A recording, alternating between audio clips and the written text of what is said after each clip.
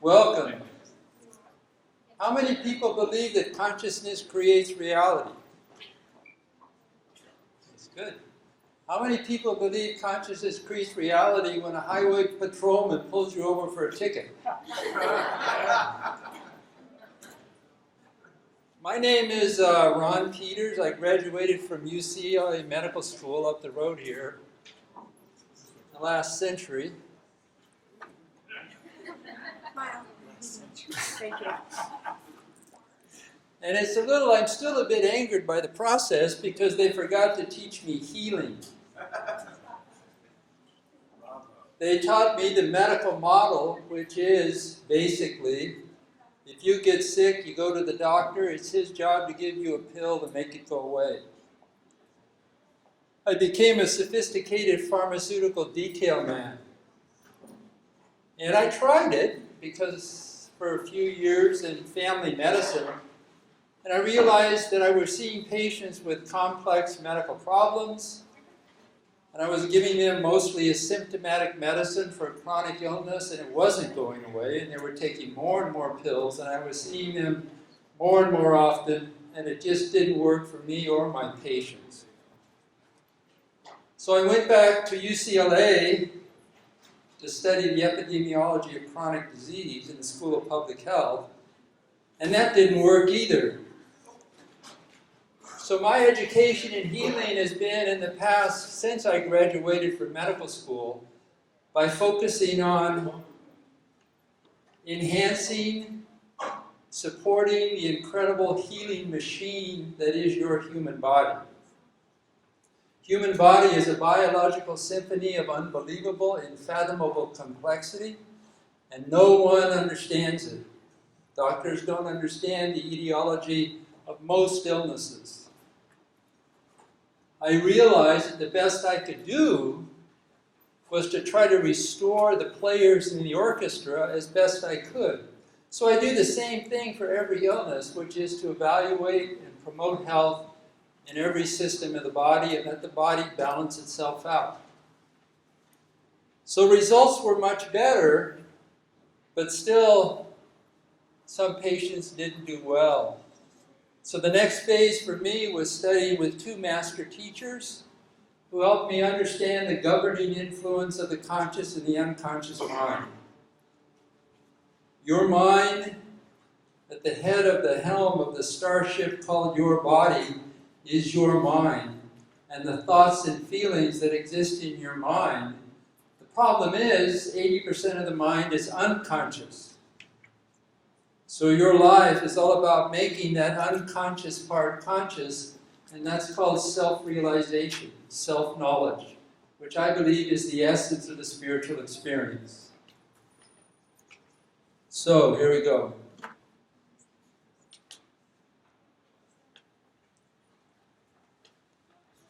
So mind-body medicine, as I said before, is to promote the natural wisdom of the body. I believe the best diet for humanity is a plant-based diet, and the best plant-based diet is a macrobiotic diet. That's a whole nother lecture. You've heard a lot about that. It's the best. What I realized is that the macrobiotic tradition is now merging with modern research in that Caldwell Esseltine and T. Colin Campbell and Dean Ornish are reversing chronic diseases such as diabetes, coronary artery disease, and early stage cancer with a whole food plant-based diet. So it's the ancient river coming out of the mountains merging with new research. I also promote the health any way I can, even using medicines. If you have an infection, you may need an antibiotic. The mind part is the great adventure. The purpose of disease is to produce healing. The purpose of cancer is to produce healing. It's not a symptom that you want to get rid of. It's something you do want to get rid of it, but you want to learn from it. You want to embrace it to determine what you can learn from the experience you've created. So you listen to the message of illness, and you look for the cause that allowed a chronic illness of any type to emerge in your body. This fellow, Plato, he was a smart guy. We do not cure the body with the body. We cure the body with the mind. So let's see if the research supports that 2,000-year-old statement. Focus of mind-body medicine is to return the responsibility to the patient. That's not news for anyone here. And the best treatment for disease is the promotion of health. So how do we get so off track? How did I become a detail man? How do medical students actually graduate from medical school and have no training in nutrition? It's because of the power of the medical model, which basically arose when Sir Alexander Fleming accidentally discovered that a mole produced a substance that inhibited bacterial growth. He isolated it, and it turned out to be penicillin. So that was the birthing moment of the pharmaceutical industry and the medical model, and they're thriving to this day. That model, once again, is it's the doctor's responsibility to find out what's wrong with you and to give you something to make it go away. This is the father of the modern pharmaceutical industry, a mole fungus. The medical model works okay for works okay for infections.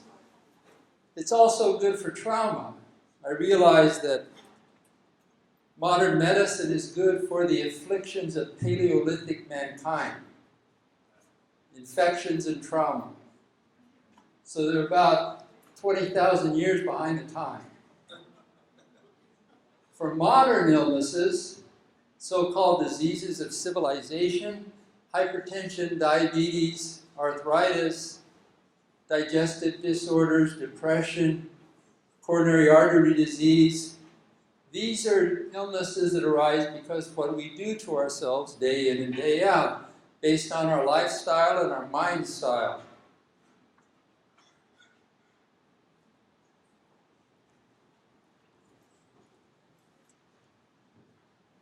So the epidemic, this is the epidemic that is rampant in our society. I need to decide where I'm going to stand here.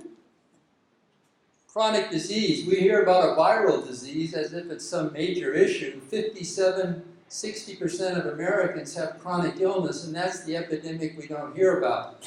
That's the epidemic that's business as usual for the medical profession. And this is an epidemic, according to government research, of unparalleled proportions, afflicting the majority of Americans in our society. 70% of all deaths are due to chronic illness. 57% of the population over the age of 18, and more than half of Americans' children are taking one or more prescription drugs, and that was in 2005, most of which are symptom-relieving medications. They don't deal with the cause of the problem, they suppress the message coming from the body to make change. The most recent research came out just recently, and comparing the health of Americans with 34 other countries, modern countries, we fell from 18th to 27th in death rate, years lost to premature mortality, people dying early, from 23 to 28 out of 34 countries. Years lived with disability, life expectancy fell from 20th to 27th, and healthy life expectancy, functioning well, doing well, enjoying your life, fell from 14th to 26th. And yet, we spend 3 times as much money as the second country on that list of 34. I took this from T. Colin Campbell's book, Whole. David mentioned it, it's a great book. What he's trying to do there is have us understand that Western medicine and Western science in general is based on a reductionistic approach. The scientific reductionistic, where you look deeper and deeper into the molecular forest of the body. And indeed, that's a mysterious place, a dark forest to explore. They go ever more deeply into messenger molecules and cytokines and molecular functioning, and they forget the big picture. Western medicine, wait until you're sick. We can do nothing for you until you're on pain, lose some body function, or have a bad test result. Until then, keep calm and keep eating the standard American diet. Trust me, I'm a doctor. We are ready and waiting when you need a hip or knee replaced, coronary artery bypass surgery, maybe a stent or two, stroke rehabilitation, perhaps staple your stomach, a mastectomy or hysterectomy. Whatever you need, we'll be there for you. This is where the money is being spent. This is a cartoon from Dean Ornish, University of California, San Francisco.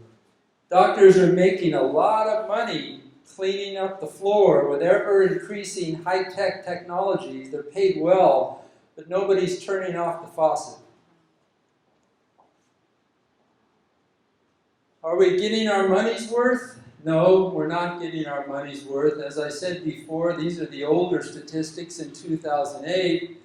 The most recent statistics, based on the Global Burden of Disease Project, restates the same thing, paying more and getting sicker as a national community. The United States spends twice as much on healthcare per capita than any other country. 75% of those dollars are spent on chronic illnesses such as diabetes, obesity, heart disease, lung disease, high blood pressure, and cancer. So who's benefiting from the chronic disease epidemic? Big Pharma is the most profitable industry in America.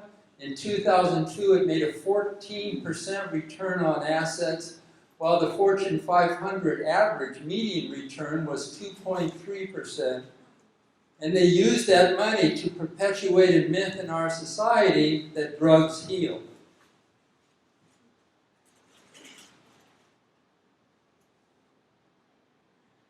From the Kaiser Permanente Foundation, between 2000 to 2006, overall inflation increased 3.5%, wages increased 3.8%, and healthcare premiums increased 87%.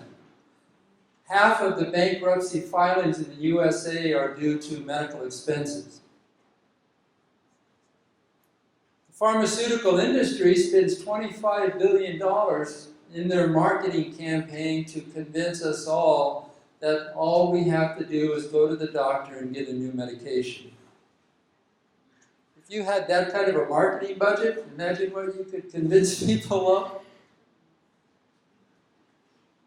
The drug industry now spends more than $5.5 billion to promote drugs to doctors, more than what all U.S. medical schools spend to educate medical students. When I first got to UCLA, I had no idea what was going on. Many years later, I still didn't know what was going on. But I remember that first day when you arrive, you get this big assortment of gifts. You know, a medical bag, a stethoscope, a reflex hammer, some books, everything's just big gifts. Everybody got it. It must have been $2,000 or $3,000 worth of stuff.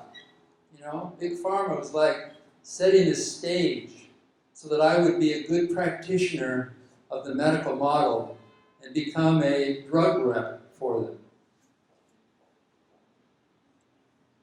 They also, as you know, have a big influence on Congress. No other drug firms have spent $800 million since 1998, and these slides are a couple of years old too.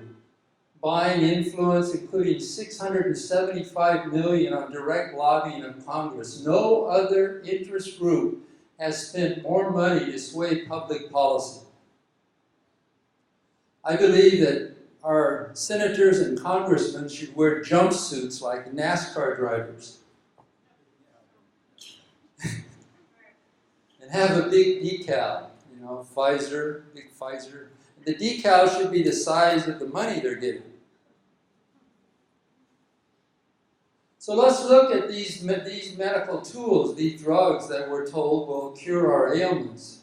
According to the British Medical Journal, clinical evidence, only 13% of the treatments they evaluated are rated as beneficial. This is not some alternative medical journal. They evaluated 2,500 treatments. 13% are clearly beneficial. 23%, you know, maybe, probably they could be. 46% are unknown, no effect whatsoever. Again, this is testimony, if you look at it a bit, to the power of the mind, because you can take an ineffective drug and get well. And the reason you got well is not because of the drug, but because of your belief. It may be that all healing has to do with the mobilization of belief.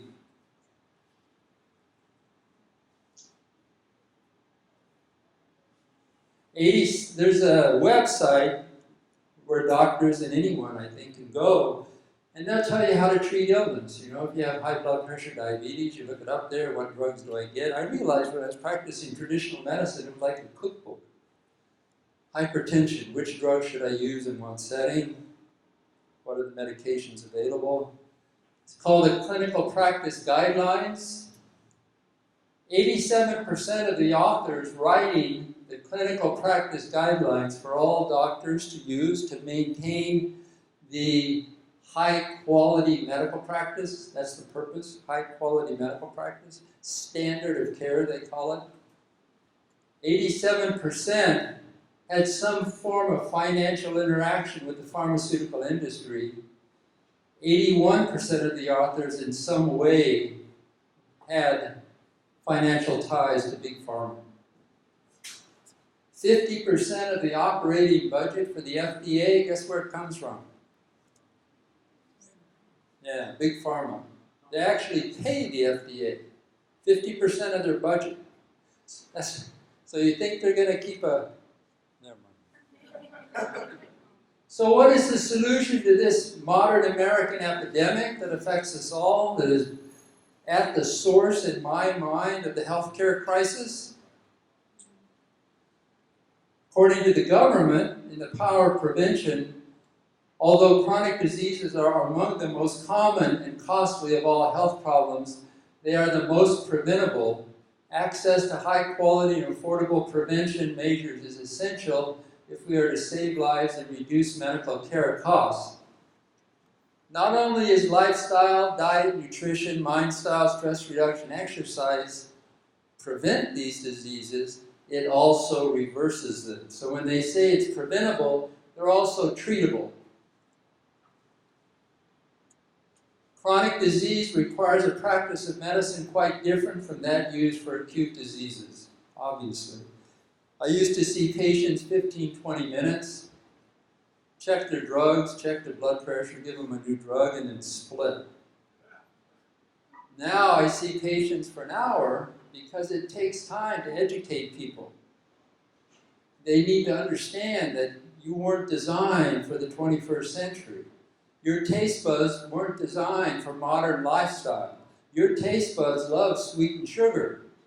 And that was great if you were a Paleolithic hunter-gatherer trying to survive, because if you did find some fat or sugar, you would gobble it down, gain some weight, live off that weight in the future, in the winter when there was no food anywhere. So mind-body medicine, the focus is on health, promoting health, and returning responsibility to the patient where it rightfully belongs, and to remind them that their body is an incredible, powerful healing machine. You do not have to hoover near the medical profession to be vaccinated and scoped and checked out, and which implies that the body is somehow flawed. That you need, it creates this sense of fear. Is my next test going to be okay? Rumi said it poetically, this body is a mirror of heaven. Its energies make angels jealous. The natural healing force within each one of us is the greatest force in getting well. You heard the term as above, so below? The body is a universe of complexity, just like the universe we gaze out on. Candace Pert says, mind doesn't dominate the body, it becomes the body. The body and mind are one. There is no separation. This is from my favorite book. You live in a body as magnificent and wondrous as the universe you gaze into on a clear, starry night. In fact, the body that you take for granted has its own near boundless universe within it, comprised of approximately 100 trillion cells. Within each cell, millions of biochemical reactions take place every moment to orchestrate the experience that you call life. The unfathomable complexity and wonder of the human system sparks the imagination of scientists, poets, and mystics alike as they contemplate the genius that organizes and directs it all. You're in charge of that power and that complexity, and it allows you to experience your day every day.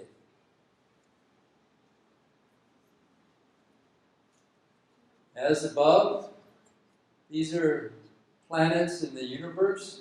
So below, an atom, electrons around the nucleus. This little guy is a white blood cell. He's on top of a red blood cell, and he's investigating these two little green bacteria here. Just think for a moment about what is the energy that sustains and directs this level of functioning within your body. How does he know what to do?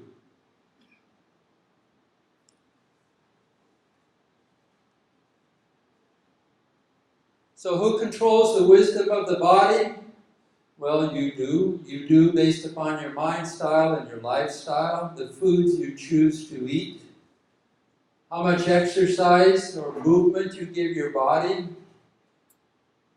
The toxins in our society, we have a new issue to consider, and that is toxicity.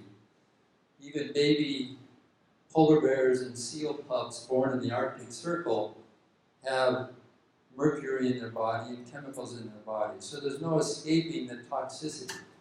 It's almost parallel to the toxicity within the human mind. Consciousness is the prevailing influence, and that's what we're going to talk about.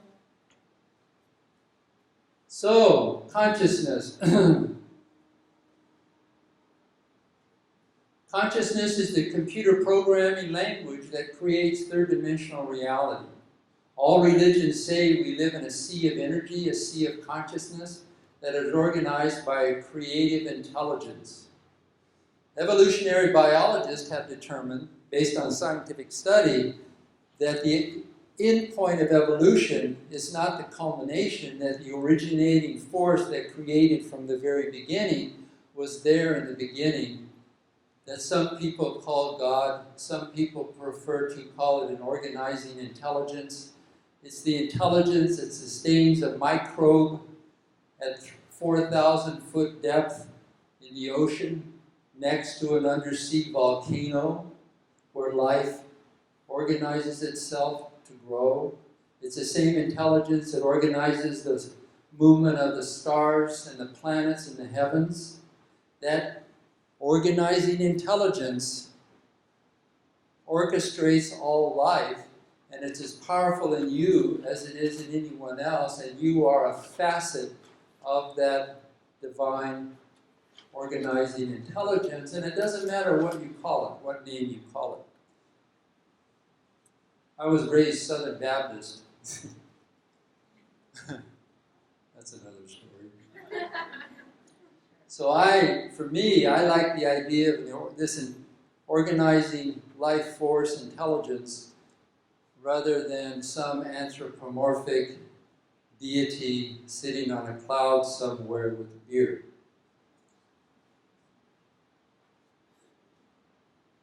Einstein got into an argument with Max Planck one day, and he asked the question, if nobody's looking at the moon, does the moon exist? How many people think if nobody's looking at the moon doesn't exist? No, we're realists. That's Einstein's conclusion. But Heisenberg and Max Planck, contemporaries of Einstein, believed that if nobody was looking at the moon, it didn't exist, and many mystical teachers have told us that this third-dimensional world we live in is an illusion. So the quantum physicists are still unclear on this issue. So if it's too much to think that your consciousness creates your reality, and to prove it beyond a shadow of a doubt, just consider it like a new tool you're going to use. You're going to try it out to see if it works. Like a new tool used by a craftsman. At first you're not sure, just see how it works. But using this tool, I guarantee you, will move you from the realm of feeling like a victim to external circumstances about which humans are quick to complain, to a master who realizes, I may not have wanted this experience consciously, but some part of me created it. What is it within me that needs this experience? Einstein said that matter and energy are convert one to the other. Light can be a wave or a particle, depending on the design of your research. Heisenberg, we can only define probabilities. And John Bell said that two particles are in instant communication regardless of the distance that separates them. In other words, the universe is an inseparable whole, the holographic universe. Einstein said everything is energy and that is all there is to it.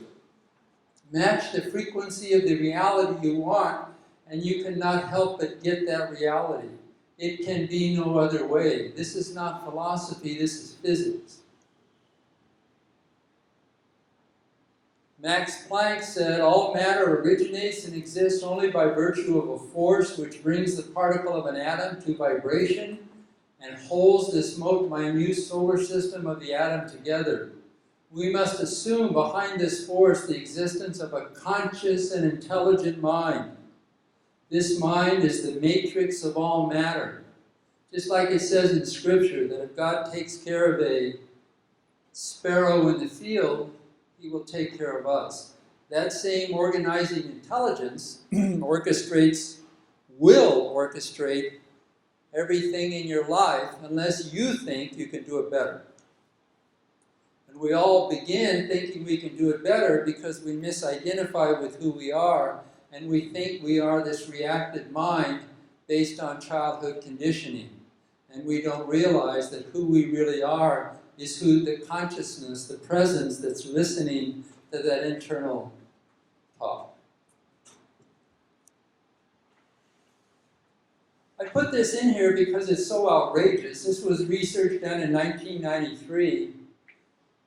Researchers collected DNA from a person and put it in a chamber in another room hundreds of feet away where it was monitored electrically. This is DNA, like in every cell of your body. Then the DNA donor was shown a series of video images designed to evoke powerful emotions like violence, loving emotions, strong emotions. His DNA showed powerful electrical response at the same instant in time. The DNA acted as if it was still physically in his body, was the research that Baxter put into this medical journal. And then he decided to do it again, and this time he put the DNA 350 miles away from the donor, again giving them a various emotional experiences, and once again the effect was simultaneous. When the donor had an emotional experience, the DNA reacted as if it were still connected to the donor's body in some way. This is another lecture on epigenetics, but basically your DNA is phenomenally complex, and it's listening to every thought. It's listening to what's going on in your environment, your cellular environment, your conscious environment. And it's activating sequences of DNA in response to that input. So if you're in fear, worry, the body thinks it's in danger, it activates another sequence of DNA to defend against the danger. Likewise, if you're in joy and creativity and happiness, it will activate different sequences of DNA to expand your growth and your expansion. How many people here worry? How many people can tell me the benefit of worry? Anybody? You know what the benefit is? Yeah, it prevents you from having a better life. If you want that benefit. It's good for big pharma. Yeah, that's true. The benefit of worry. So there is no benefit, and yet we do it every day. Why is that? Habit? Yeah. So we need to understand this habit. Oh, I love this photo. Wayne Dyer, our intention creates our reality. What we think creates what we experience. We've all heard seeing is believing, right? Have you heard that term? Well, it's wrong. Believing is seeing. So I want to present a model of the human mind that I learned from two teachers that was very helpful to me to try to sort myself out. There's an old saying, one of my first teachers, he didn't say much. He just had this energy around him, and finally one day he looked over at me and he made his way across this room and he looked at me and he said, "Physician, heal thyself." And I realized that my patients were a reflection of me. Everything is a reflection of you. You are everything. The definition of moving to a higher dimension of consciousness, the definition of enlightenment, is to realize you are third dimension. Unity consciousness. Everything is reflected. If you create a beautiful experience, so be it. Celebrate. If you create a painful, intense experience, something to learn from, that's what that's for, is to help you grow. So we have a conscious mind, and we have an unconscious mind that Jung and others call the shadow. The conscious mind is full of thoughts and beliefs. The unconscious mind is a storehouse of unowned emotional pain and childhood beliefs, unconscious, that becomes the operating system of your mind and kicks forth the thoughts that you entertain day to day. That little voice that only you hear. I would love to see a Bluetooth apparatus.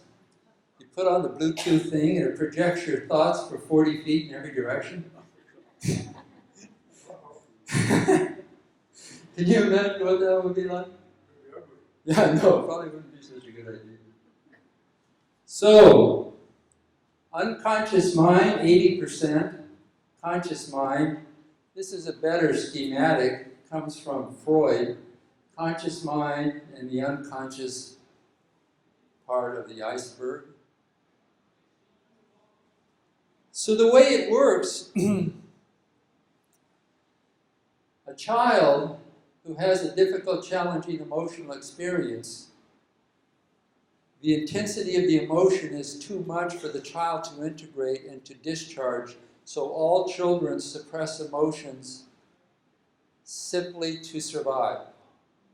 A child who has an abusive, alcoholic parent, who terrorizes the family, who yells and screams, the normal emotion, the anger, the sadness, the grief, the sorrow, the fear, the normal feeling is too much to handle for the vulnerable child. It can even be too much to handle for a soldier who stumbles across a horrific battle scene, will block it out of their mind. But the emotion is not gone, it's just stored in the unconscious mind, becoming an emotional wound. And wrapped around that aggregate of feeling are rudimentary belief systems. For the frightened child, their beliefs like the world is not safe. You can't trust relationships. Some researchers believe that much of the programming for the unconscious mind and the unconscious content is placed in the first 6 to 8 months of life. How many people remember the first 6 months of their life? You have a baby that's in a complete theta state of receptivity, just experiencing the world. I had a patient once who had a psychotic mother. Didn't want the baby, was told by the hospital that the baby probably wouldn't live, so she put the baby outside, a newborn infant. And a dog, the family dog, came and cuddled around this newborn infant for 2 days. And then the mother saw that the child was alive and brought it in and took care of it to the best that she could. So that woman started out very early on that life is not safe, nobody's going to be there for me, nobody's going to take care of me. That was the programming, the rudimentary unconscious belief systems in the unconscious mind tied together with a lot of intensive feelings of abandonment, fear, loss, and anger.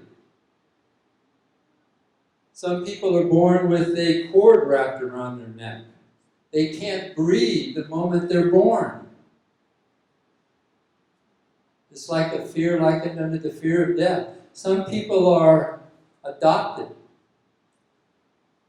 which means that the most important person in an infant's life abandons them.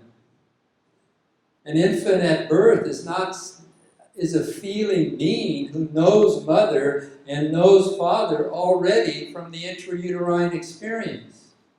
So that adopted child sees into the unconscious mind a huge amount of fear and abandonment and grief and sorrow. As that child grows up and enters adult life, those emotional wounds have to heal. Like any wound in the body, all wounds have a healing mechanism. And the way that emotional wounds heal is to create unconsciously circumstances in your life that would let the feeling come up. That's how it works. So the child of an alcoholic is likely to marry an alcoholic. How many people know the child of an alcoholic who married an alcoholic?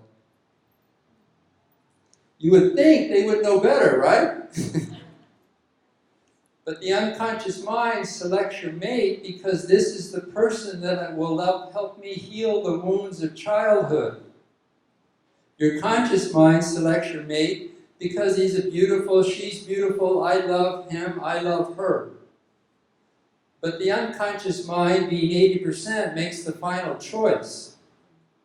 This is not only the wisdom coming from multiple spiritual teachers, it's also the wisdom coming from Harville Hendricks, who wrote the book, Getting the Love You Want. So at the age of 25, the child of an alcoholic can discharge the anger, fear, sadness, and pain that she couldn't when she was 2. So that alcoholic relationship has served a powerful, healing, therapeutic outcome if she expresses her feelings. If she doesn't express the feelings and plays victim like people in our society are taught to do, and blame other people for their misfortunes like nations still do and start wars about, then she runs away from that experience, from that alcoholic relationship, and is likely to do it again.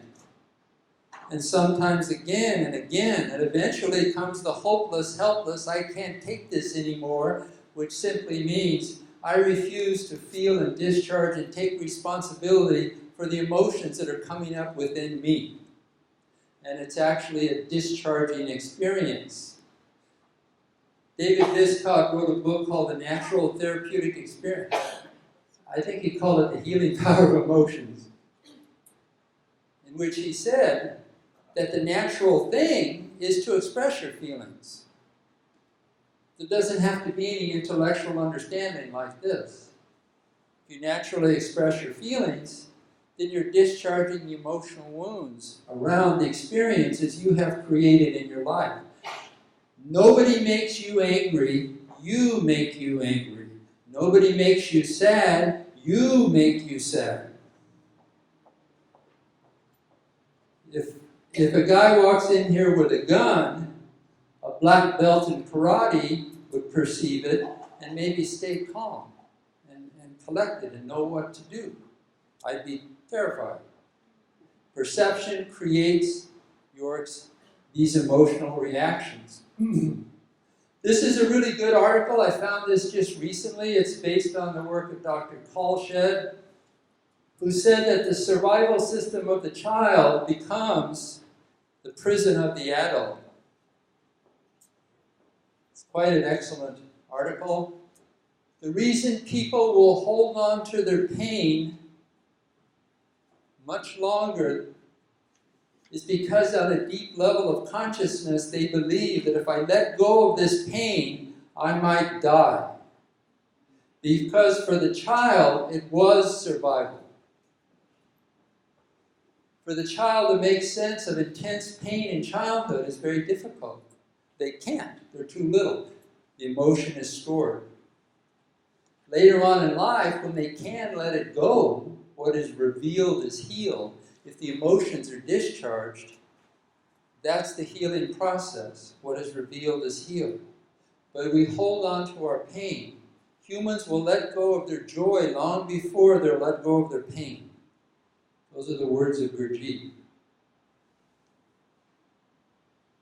So what is this creative force in consciousness? It's thought and emotion. Thought coalesces into beliefs, opinions, and attitudes. Everything in your life is just the way you want it to be. You're creating this reality in co-creation with those around you, of course. And you're creating this reality in co-creation with society. Many of these belief systems are collective that we get early in life. And what fires up the creative process are emotions. Everybody knows about the placebo effect. Curiously, as mankind evolves in their consciousness, the placebo effect is getting stronger. Did you know that? It used to be 30%, now it's up to 45%. And this is befuddling the drug industry because they have, in order to come out with a new multi-million-dollar drug product, they have to find something in nature that has a biological effect. And then they need to patent it, which means they give it to their researchers, the molecular engineers, and they try to come up with something that's a little bit different, not quite as powerful, often much less powerful, but at least they can patent it. And then they do clinical trials to see if it works. Lately, the placebo effect is winning all of these clinical trials. My favorite example of the placebo effect, this is Buddha's interpretation. All that we are is the result of what we have thought. This is a study done by Dr. Bruce Moseley, a big university in Texas, who took patients who had osteoarthritic knees, really bad bone-on-bone osteoarthritis of the knees. They could barely walk. They weren't very mobile. He took half of the group to the OR, did anesthesia, made 2 little incisions, and then immediately sewed it right back up and sent them to the recovery room. He took the other half, took them to the OR, did anesthesia, made the 2 incisions, and this time put in an arthroscope, looked at the knee, tidied it up, trimmed up the cartilage like they usually do for osteoarthritic knees, sewed it up, sent them to the recovery room. Over the next year, both groups had equal resolution of knee pain, and both groups had equal improved mobility, simply because they believed they got the surgery. Now they have to believe they get the surgery. That's a key thing. There's also studies in multiple personality. I'm not going to go into this too much. It's well known that one personality can have an allergy, another personality doesn't have the allergy. There was also research of one personality being in diabetic ketoacidosis, a medical emergency. The psychologist came in, brought up another personality, and then diabetic ketoacidosis and diabetes disappeared. So, emotions. How many people were taught when they were little that the little girls shouldn't be angry?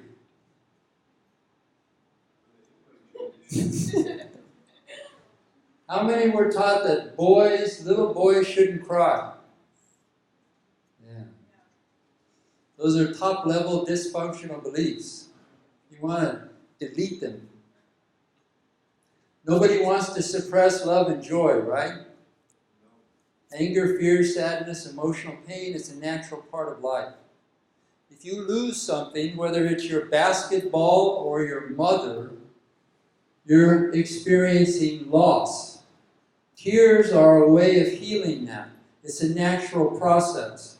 If you suppress grief, which is a natural emotion, grief, it becomes an unnatural emotion called depression. You're holding back a tide of feeling within your unconscious mind. It simply needs to flow out. Behind every fear is a belief. If you think about it for a moment, and if you believe you're in 5 years, if you believe something bad is going to happen, if you're afraid of your financial situation, it's because you believe you're not going to have enough money. Behind every fear is a belief. You want to identify the belief because you don't want to go through life believing bad things are going to happen. It makes sense, right? Everything you worry about is based on a belief that a negative outcome is going to occur, right? Otherwise, you wouldn't be worried.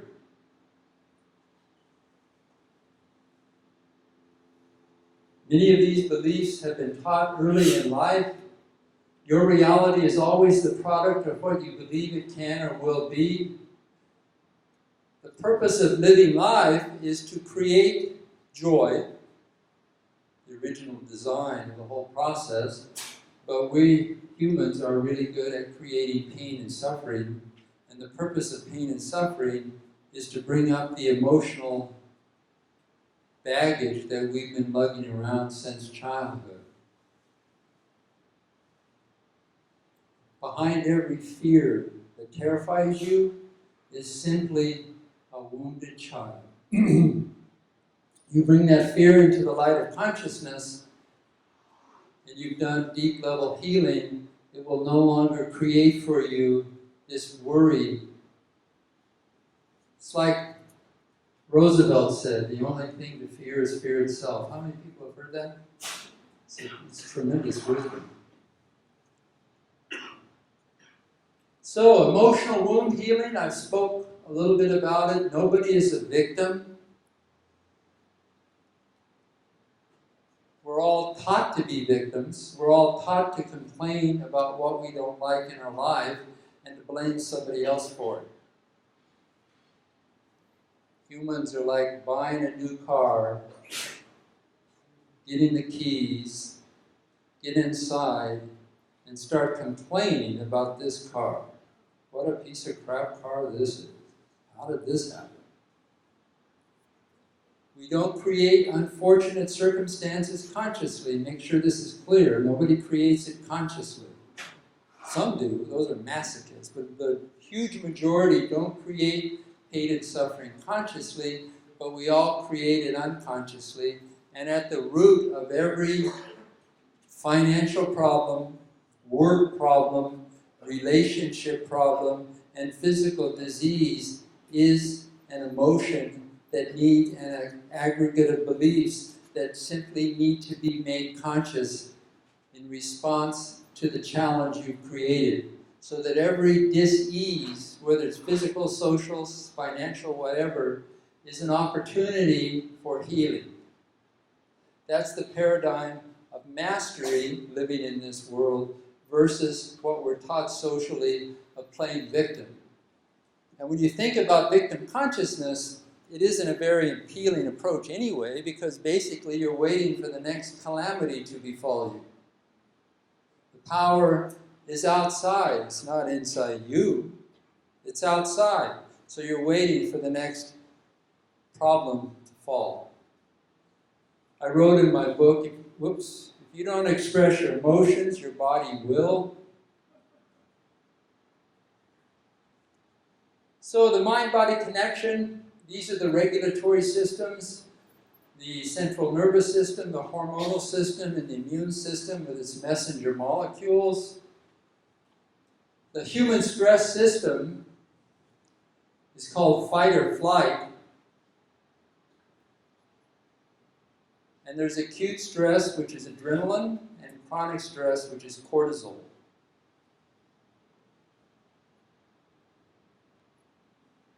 This is our ancestor. This is a stressful moment. His fight-flight system is working really well. His body, based on the power of the sympathetic nervous system, is enabling him to run as fast as he can, as quickly as he can.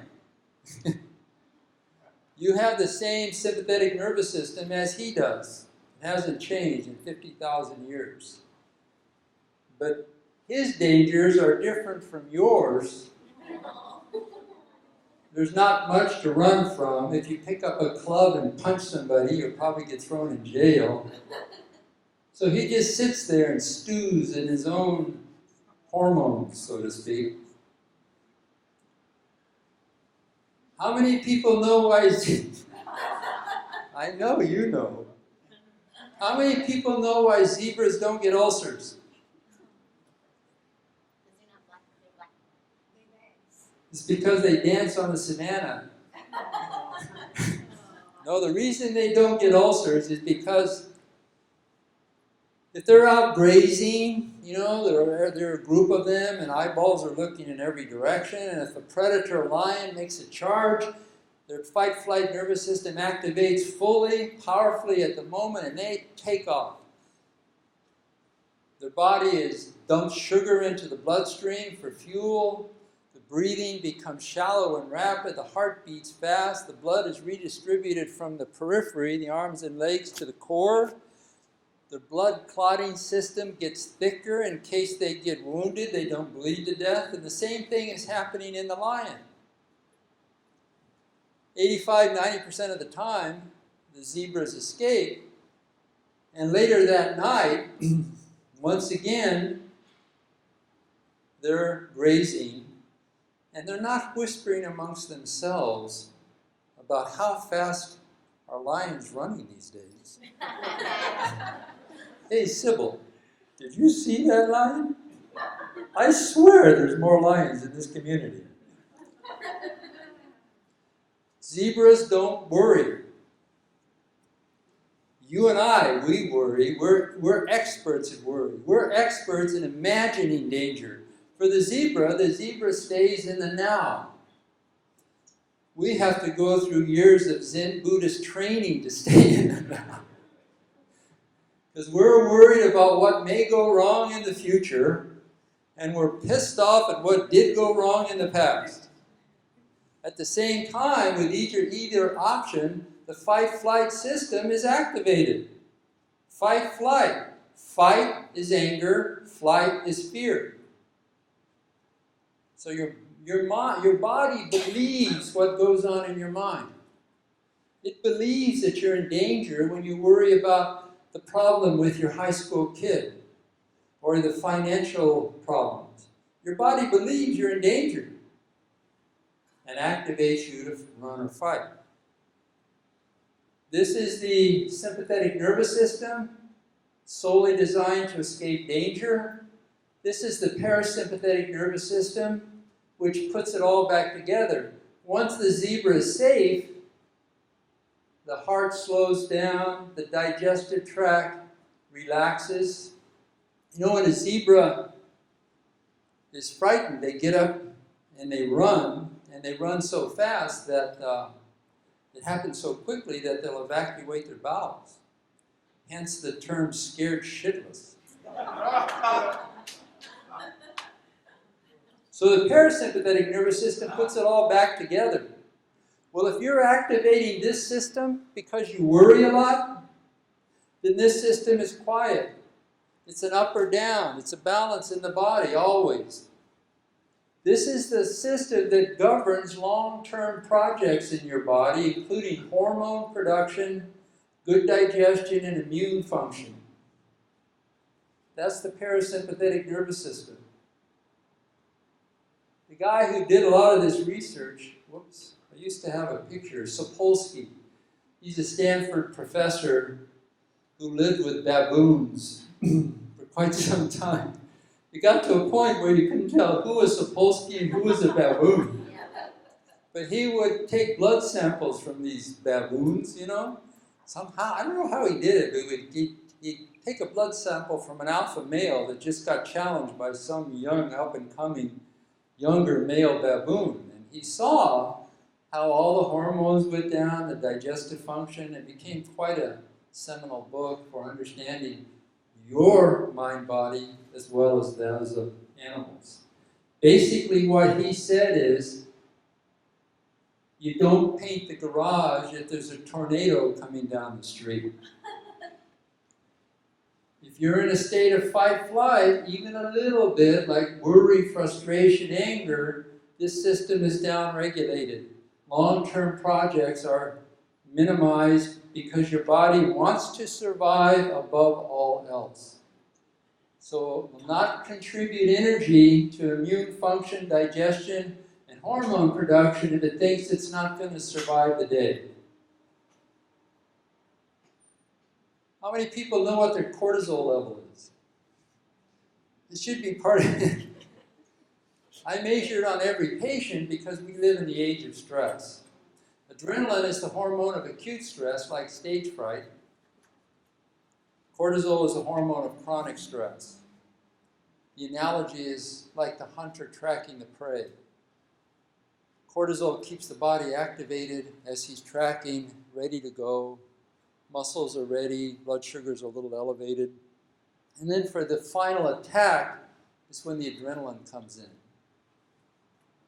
These are the effects of cortisol. Some people call cortisol the death hormone. You cannot stay in danger all the time and expect to be healthy. These are the effects. They're widespread in the body. These are more effects of cortisol. Hypersecretion contributes to problems with neurotransmitter synthesis, thereby increasing anxiety, depression, reducing concentration, reduces hormones in the baboon and humans. I check testosterone levels on most of my men patients, and most of them are in the bottom third these days because we live in the age of stress.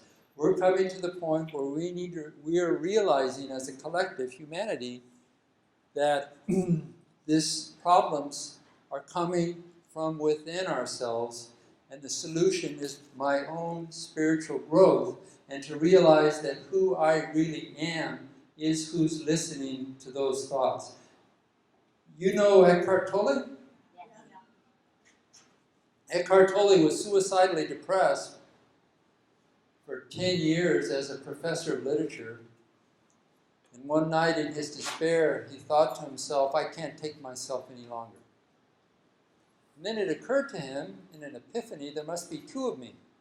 the part that can't take and the part that can't take that part.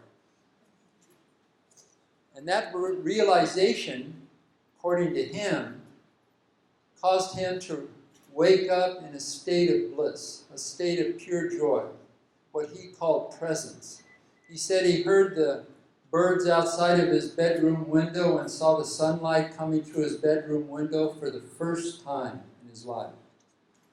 His mind was free. He was simply pure awareness, that original intelligence. Each of you is a facet of that divine spiritual power. Each of us is a facet of divinity. And yet we have this majorly mistaken case of identity because we don't believe that's who we are most of the time. Instead, we believe we're this aggregate of thoughts and fearful and worries and problems and difficulties and stresses. Eckhart said he didn't have to do anything to feel happy. His happiness did not depend on his job, his money, his car, his girlfriend, his clothing. He just was happiness. Some of the research to support this, there's a lot of it done these days. This is an article on stress in the immune system, and basically they're saying we know well that chronic stress suppresses the immune system in many ways. That's well known in the medical literature. This was a study done at the Mayo Clinic that showed that people that had an optimistic view of life lived 20% longer than people that had a pessimistic view of life. Dr. Pennebaker at the University of Texas has done most of the research on this material. I'm not going to go into, his book is called Opening Up, The Healing Power of Expressing Emotions. What he talks about is inhibition, holding back emotion. Holding back feeling that's trying to come up. It takes lots of work to do that. Emotion is like a river coming out of a stream, coming out of the mountains. If you try to dam it up, it's going to wreck the terrain. Emotions are like flowing energy that just needs to be felt. The master of feeling emotions is the child. It's standard equipment in the child. The child comes out, nobody has to tell him or her how to express their feelings. It's automatic. But we lose that because we get dysfunctional beliefs from parents who are well-intended but don't know any better, and so we end up suppressing our feelings. So the challenges we create don't create emotional release. Inhibiting those emotions takes a lot of work, and it creates disease. It is short-term effect, long-term effect, increasing the probability of illness. And in my book, either you express your emotions or your body is going to express it in the form of dis-ease. It also affects your thinking if you're holding back strong emotions. And this is Harville Hendricks' book, who says your unconscious mind chooses your mate in order to heal the wounds of childhood. He's done research, he's done research on many parameters, including immune function, cardiovascular disease, a host of different diseases. The one I like the best, and his most recent one, is when he took about 100 mid-level executives in a high-tech firm in Texas that were suddenly laid off. And these were people who had big houses, big cars, kids in college. They felt really frightened, very angry, and highly betrayed. So he took half of this group and he had them write about their plans to get work. And they were to write 30 minutes a day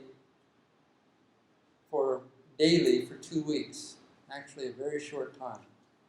And then the other half, randomly selected, he had the other half discharge their emotions about what had happened to them, also for 30 minutes a day, and again for 2 weeks.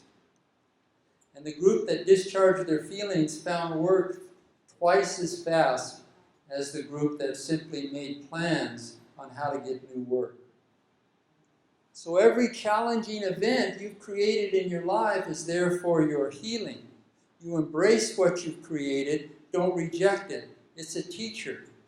And you embark on a healing process to understand it, and start with your feelings. Start with how it makes you feel.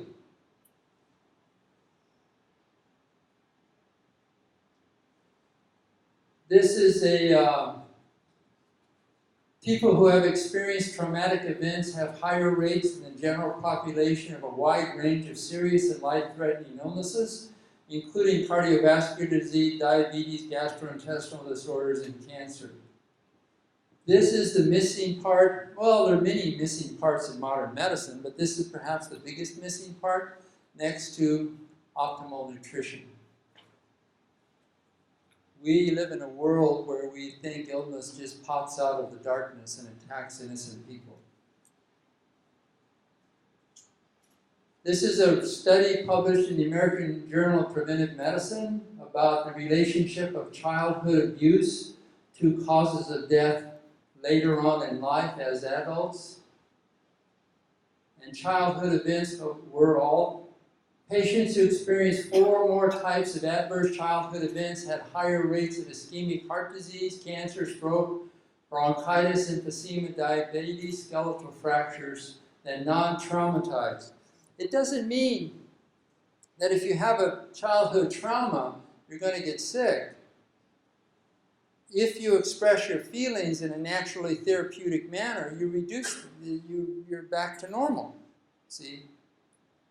Stress doesn't cause cancer.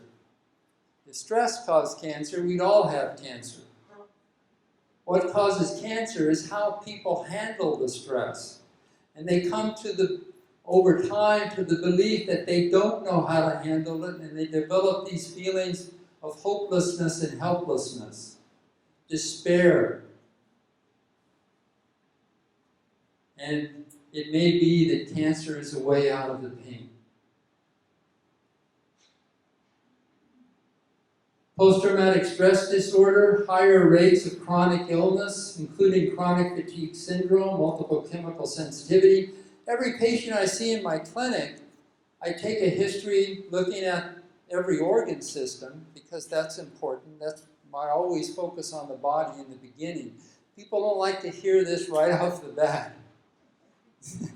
They don't like to think the idea it's all in their mind. It is all in their mind, but they have that term associated with a negative thing, like it's not real. Yeah. I focus on what's going on with the body, but then I take a history as to what occurred in the 6, 8 months, 12 months prior to the onset of disease, and then backtrack it into childhood, and you'll see the pattern. And they know what the issues are, and they'll quickly come to these understandings. It doesn't mean you don't treat the body. You want to treat the body. Sometimes people have dealt with the emotional issues, and we just quickly catch up the body with some proper therapy, and they get better quickly. Some people, you treat the body and they don't get better fully, and so they still need to do their own personal healing process by understanding their emotions, expressing their emotions, and recognizing dysfunctional beliefs. Childhood trauma was associated with a 3 to 8-fold increased risk for chronic fatigue syndrome. This was a study on women that showing child sexual and physical abuse was associated with a doubling of the odds of weight gain and depression. This was a study of Holocaust survivors, 33 Holocaust survivors. They did skin testing and other measures of physiological arousal. While they were being interviewed and describing their report of what it was like to be in the Nazi Holocaust environment, 14 months after interview, self-reports of health were collected. The degree of disclosure positively correlated with long-term health after the interview. The degree to which they could discharge the pain, stop carrying the luggage around, stop pulling this big piece of weight behind you, the degree to which they could release that correlated with long-term health. See, there are two ways to handle, three ways actually, to handle emotion. One is to stuff it. That's not a good idea. That's going to create more and more drama and possibly increase the risk for disease. The other way is to express it, but not discharge it. Those are the people that run the storyline. You know, they becomes their identity. It's like if you take the toy of a 6 or 8 year old child, the child will freak out, be angry, and then they'll be okay and they'll play with another toy.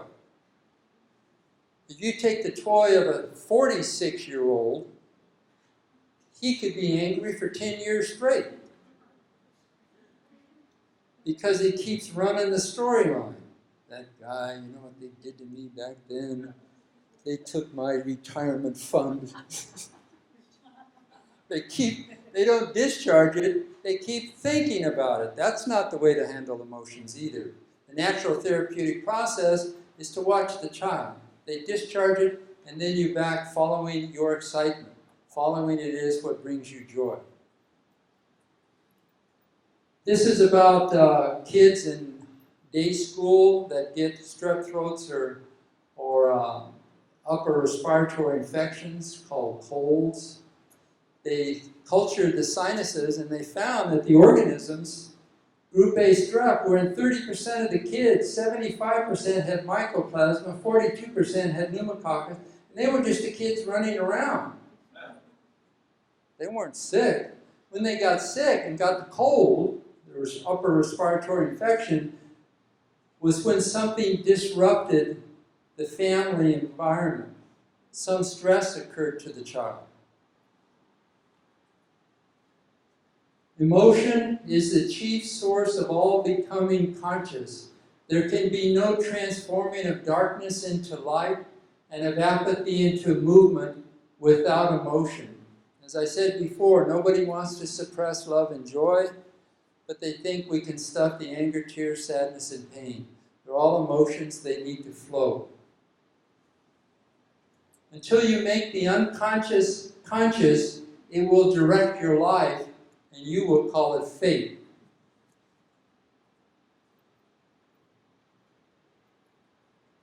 Robert Johnson, a Jungian student, said the religious process consists of restoring wholeness to the personality. The word religion means to relate, to put back together again, to heal the wounds of separation. I had one spiritual teacher who said that in order to enlighten, to become peaceful, happy, to evolve, two things. One is to meditate so you can calm down the reactive mind and come to know, like Eckhart Tolle, that who you really are is who's listening to those thoughts. Don't take them so seriously. They become the student of your own mind. And the second thing, for modern people like us, living in a high-paced, stressful environment, is to discharge the emotion associated with the dramas that you create. That's the high road to growth and spiritual growth. And also, I would add to that, to follow your excitement, whatever it is that brings you joy. The thing that creates health in the long run, I believe, beyond anything else, is to express feelings in a responsible manner. And number two is to follow your excitement. As David was saying, sing your song. Do what brings you joy in your life. Don't settle for anything else, even if the pay is good.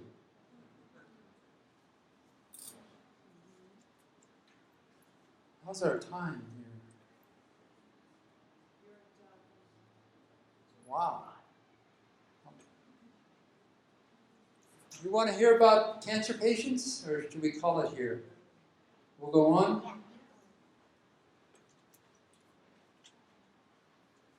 I've reviewed the literature on this, and there's a lot of literature that came out. Back in the late 1800s, it was generally felt by most doctors that cancer was a disease of people who had emotional stress and were melancholic in nature. You know, it was generally well believed. Then Madame Curie and others found that they could get rid of the disease with X-rays, and so suddenly the emphasis moved from understanding the etiology into let's just blast it with radiation and get rid of it. Again, in the 30s and 40s, there was several psychologists began to describe the cancer-prone personality, and they were beginning to develop some momentum, and then once again they were waylaid, this time by chemotherapy. The medical profession once again had a magic bullet, penicillin-like substance, a drug that they could administer that they thought would cure cancer. So once again, the idea of psychological factors fell by the wayside. This is what I believe happens, and we'll look at some of the literature. Significant childhood stress. And it doesn't have to be, you know, the alcoholic parent beating up your mother or you. It could be the overbearing, controlling parent who is distant and doesn't know how to nurture. They may be there all the time, but they're not providing the nurturing and the loving because they just don't have the ability to do that. Again, there's no blaming of parents. Parents always do the best they can, even if it's a terrible job.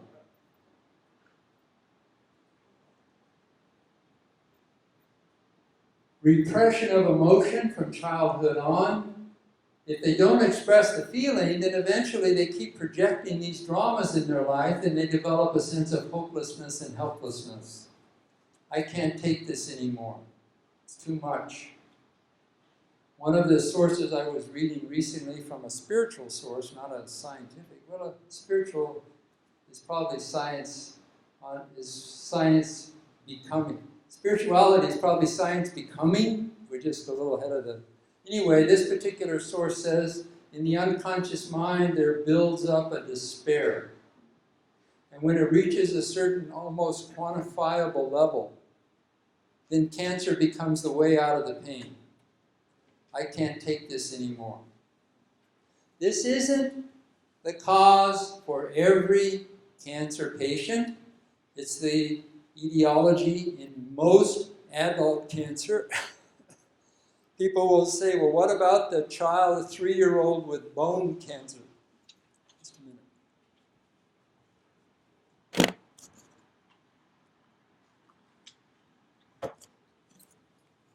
How many people believe in reincarnation?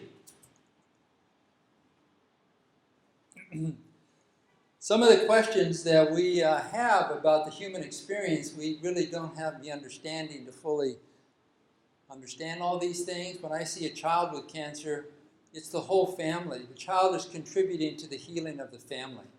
The child is just sitting there, you know, playing around, sick. They're okay. They haven't had childhood stress. You know, they're only 3 years old, 4 years old. But the mother and the father and the family and the whole family unit is going through a great healing. And it may be that that's the purpose for that child, to create that healing in the family.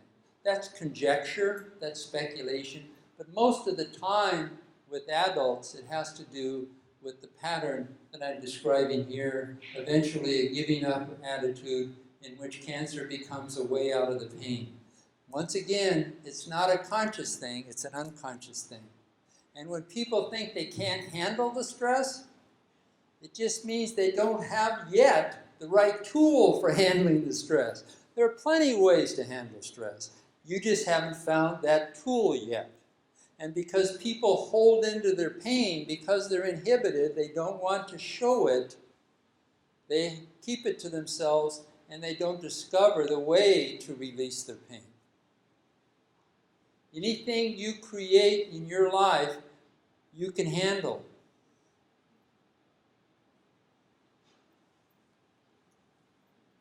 Child abuse linked to cancer in adults, 49% increased higher chances of the disease based upon physical abuse in childhood. This is in the research.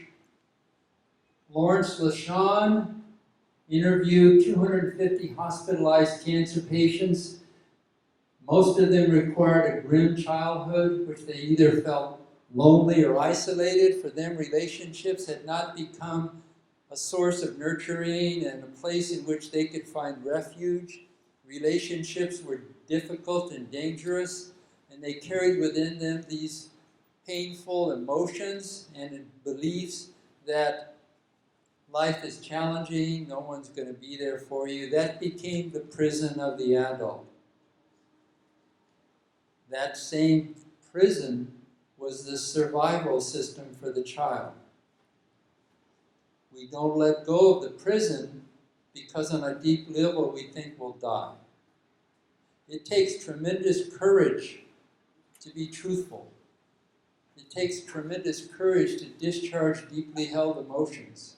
That's the highest level. One of my teachers said, "You've never done anything wrong. Everything that has happened to you is just learning experience.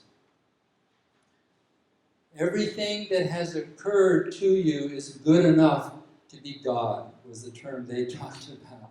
It's just learning.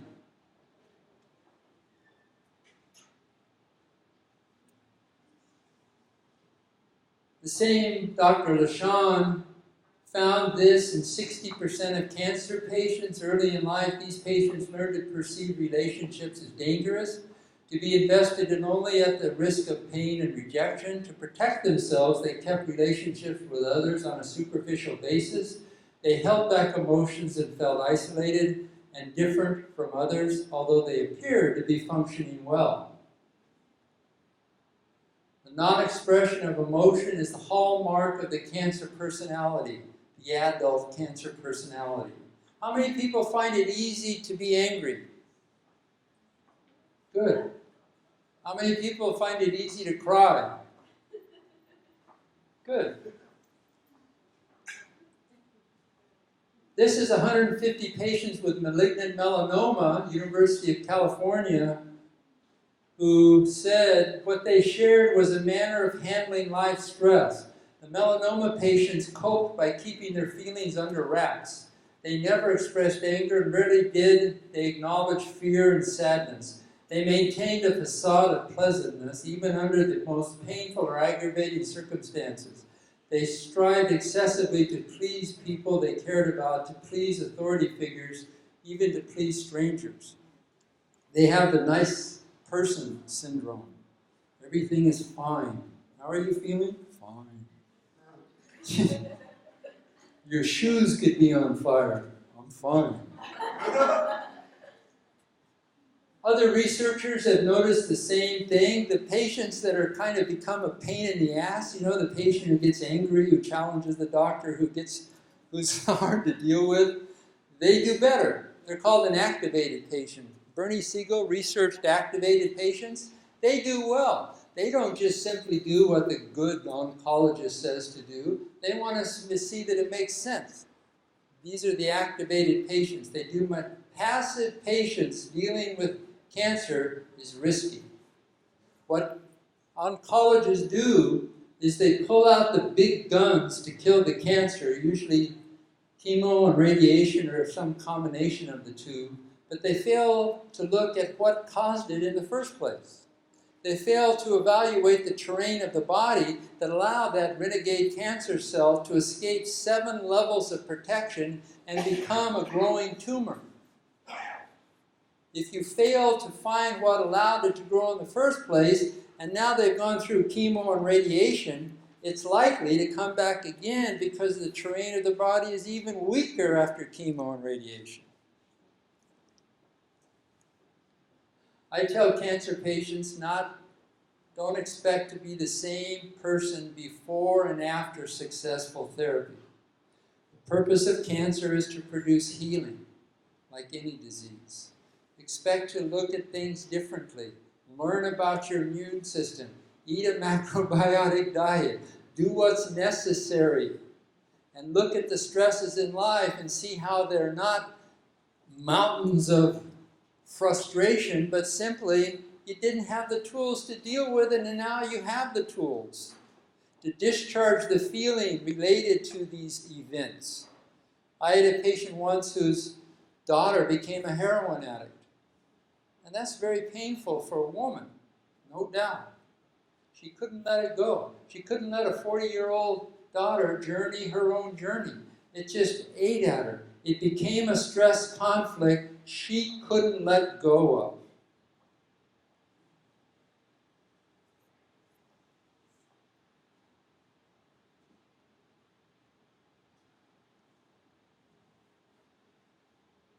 This is an interesting study at Johns Hopkins University where they followed medical students over a long period of time, and they found that the personality profiles of the cancer patients were very similar to those of those that committed suicide.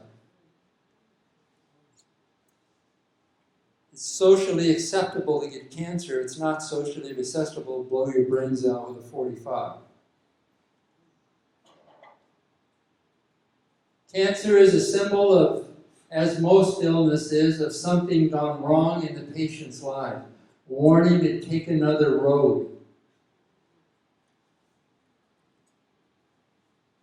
To me, it's like a red light on the dashboard. You know, you get a red light on the dashboard of your car, you pull over.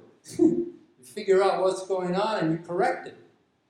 You don't put duct tape over it. You know? Well, you could, but the cars.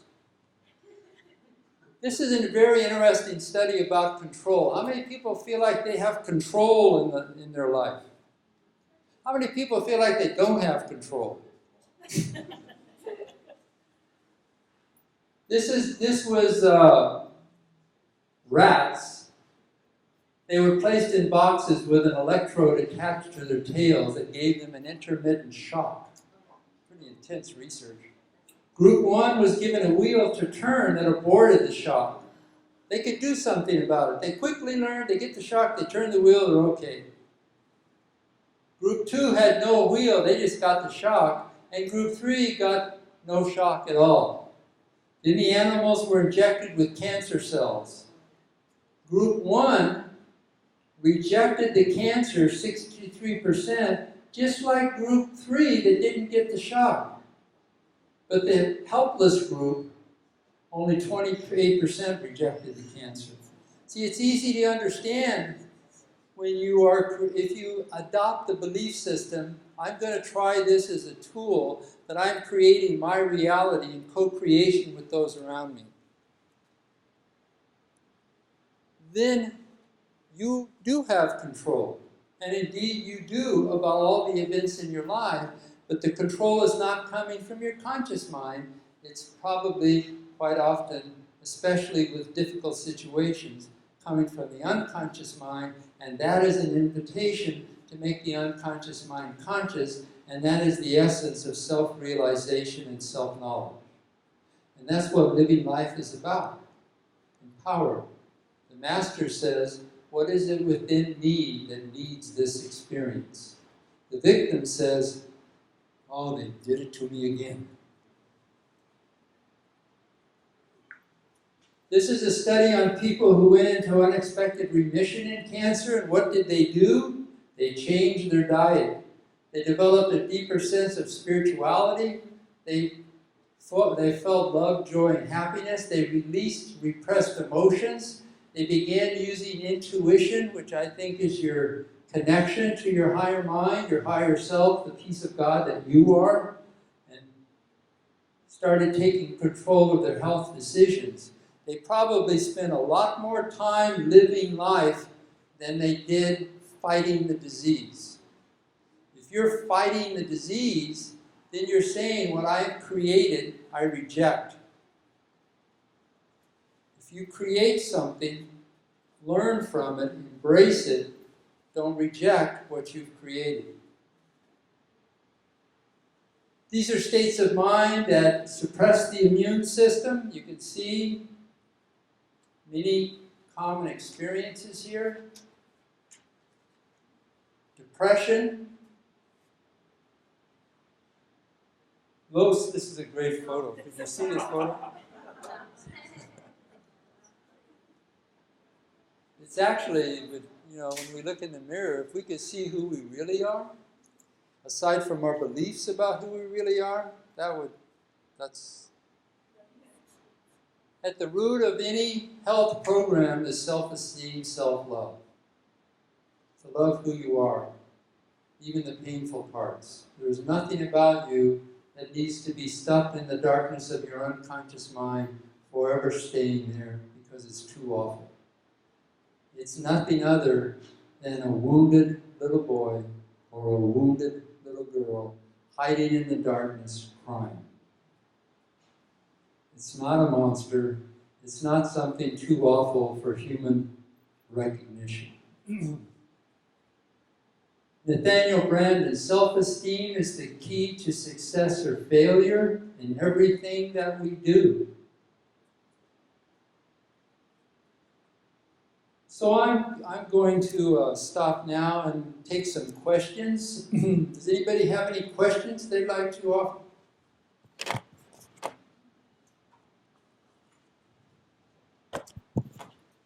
Okay.